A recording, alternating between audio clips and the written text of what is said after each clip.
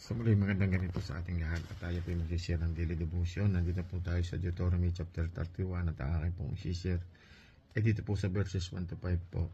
At sinasabi nga po sa talatang ito, si Diyos ang kahalili ni Moises. Nagpatuloy si Moises sa pagkasalita sa mga Israelita.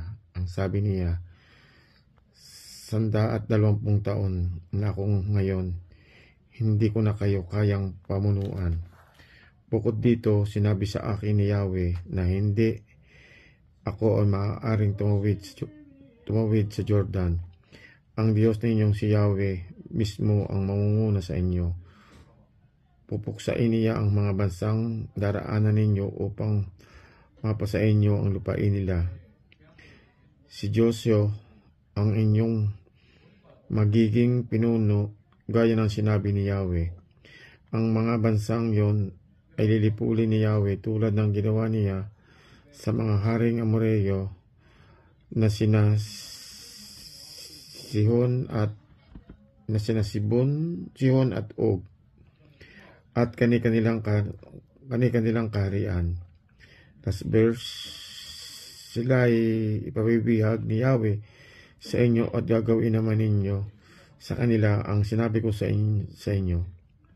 Purihin po Panginoon sa pagkabasa ng banal na salita. Amen po. Magandang gabi po sa ating lahat at muli po tayo mag-share sa ating daily devotion dito sa Deuteronomy chapter 31 verse 6 hanggang 9. Kayo magpapalakas na magpakatapang, huwag kayong matakot ni mangilabot sa kanila sapagkat ang Panginoon mong Diyos ay siyang yumayaw kasama mo. Hindi kanya iiwan ni pababayaan kanya.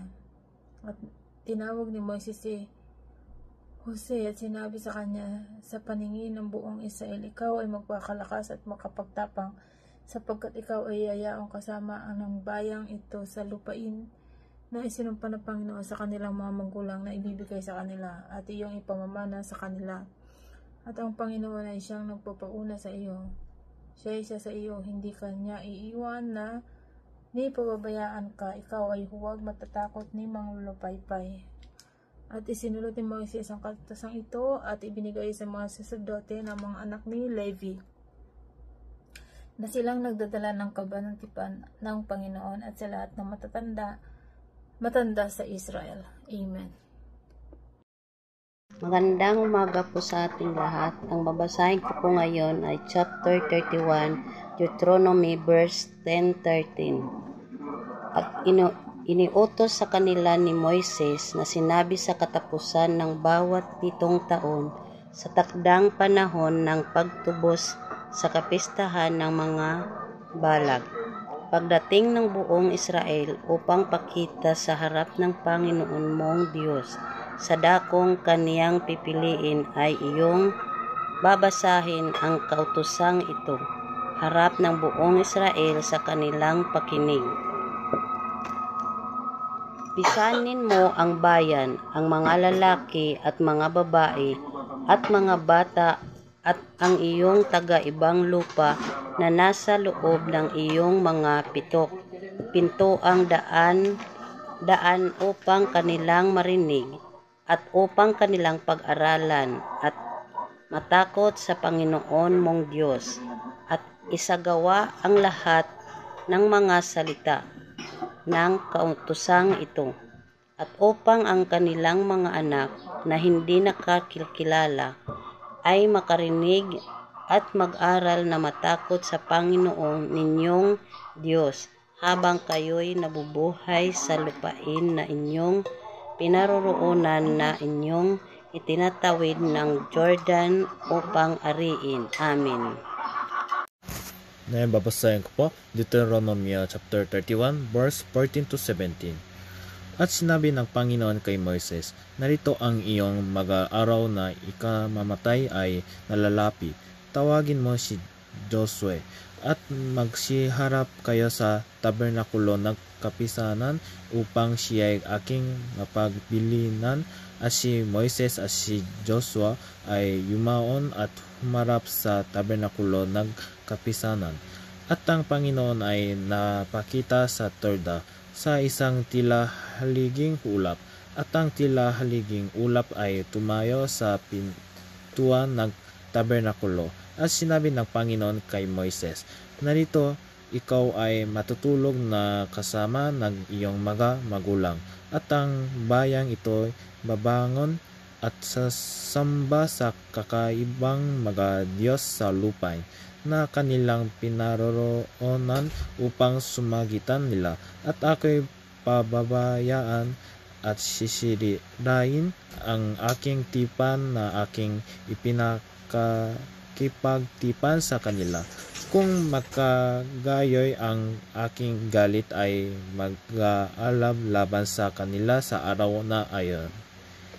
At aking pababayaan sila at aking ikukululi ang aking muka sa kanila. At sila'y sasamalin at maraming kasamaan at kapagabagan ang darating sa kanila, na ano pat kanilang sasabihin sa araw na yaon. Hindi ba ang mga kasamaang ito ay dumating sa atin dahil sa ang ating Diyos ay wala sa ginta natin? Amen.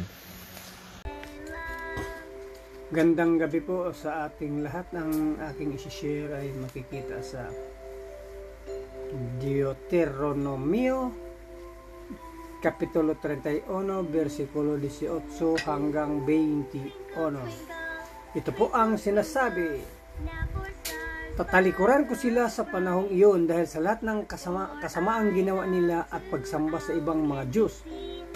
Kaya isulat mo ang awit na ito at ituro sa mga Israelita. Paawit mo ito sa kanila para maging saksi ito laban sa kanila. Dadalhin ko sila sa maganda at masaganang lupain na ipinangako kong ibibigay sa kanilang mga ninuno. Doon mabubuhay sila ng masagana. Kakain sila ng lahat ng pagkain gusto nila at mabubusog sila, pero talikuran nila ako at sasamba sa ibang mga Diyos. Susaway nila ang kasunduan. Kung dumating na sa kanilang maraming kapahamakan at mga kahirapan, ang awit na ito ang magiging saksi laban sa kanila, sapagkat hindi ito malilimutan ng kanilang mga lahi. Nalalaman ko kung ano ang ipinaplano nilang gawin kahit na hindi ko pa sila nadadala sa lupain ipinangako ko sa kanila. Sa araw na iyon, di na pala ito. Yun lang po. Maraming salamat. Magandang gabi po sa lahat. Ang babasahin ko po ngayon ay makikita sa Deuteronomy chapter 31 verse 22 to 25. Sa araw na iyon, isinulat ni Moises ang awit at itinuro sa mga Israelita. Itinalaga ng Panginoon si Joshua na anak ni Nun. Sabi niya, magpakatatag ka at magpakatapang, dahil ikaw ang magdadala sa mga Israelita sa lupain na ipinangako ko sa kanila, at sasamahan kita. Pagkatapos na maisulat ni Moses ang lahat ng utos sa aklat, inuutosan niya ang mga Levita na siyang mga tagabuhat ng kasunduan ng Panginoon. Sinabi niya, yun lang po, purihin ng Diyos. God bless everyone. So muli, tayo po yung magbabasa para po kay kay Sis Luz po. At ang aking pong babasahin dito po sa Deuteronomy chapter 26 verse 29 po. Ang sinasabi dito po, dalhin ninyo ang aklat na ito at itabihin sa kaba ng tipan upang maging papabala sa inyo. Alam kung kayo'y mapagimagsik at matigas ang ulo, kung ayo'y buhay pa ako, ay lagi kayong naghihimagsik kay Yahweh, lalo na kung patay na ako. Pupulungin ko ang inyong matatanda at ang inyong mga pinuno. Ipapaliwanag ko sa kanila ang mga bagay na ito at gagawin kong saksi ang langit at lupa laban sa kanila, sapagkat natitiyak kong kayo'y magpapakasama pagkamatay ko. Lilihis kayo sa daang itinuro ko sa inyo. Darating ang araw na magagalit sa inyo si Yahweh dahil sa gawain ninyo ang pinakaayawan niya. Purihin po ang Panginoon sa pagkabasa po ng banal na salita. Amen po.